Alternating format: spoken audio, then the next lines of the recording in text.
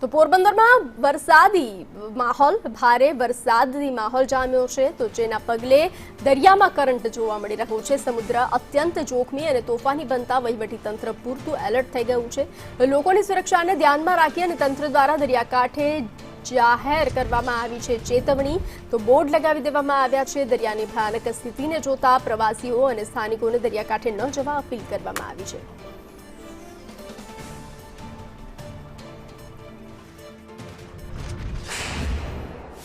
પોરબંદરના સમુદ્રમાં ભારે કરંટ છે તે જોવા મળી રહ્યો છે। આજે વહેલી સવારથી વરસાદી ઝાપટા વરસી રહ્યા છે પોરબંદરમાં, અને ક્યાંક ને ક્યાંક પોરબંદરના ખેડૂતો પણ આતુરતાથી વરસાદની રાહ જોઈ રહ્યા છે। અને પોરબંદરના સમુદ્રમાં આજે કંઈક વધારે જ કરંટ છે તે જોવા મળી રહ્યો છે।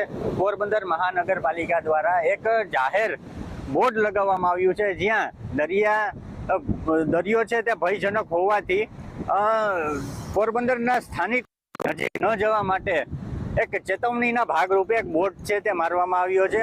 વાત કરીએ જે પોરબંદરમાં હાલ તો માછીમારો માટે વેકેશનનો પીરિયડ ચાલી રહ્યો છે, પરંતુ છતાં પણ સ્થાનિક તંત્રએ માછીમારોને સમુદ્રમાં ફિશિંગ ન કરવા માટે અપીલ કરી છે। આગામી સમયમાં પોરબંદરમાં ભારે વરસાદ વરસે તેવી શક્યતાઓ સર્જાઈ રહી છે। સાથોસાથ આજ વહેલી સવારથી વરસાદી માહોલ છે તે જામી રહ્યો છે। ઋષિ થાનકી, સંદેશ ન્યૂઝ, પોરબંદર।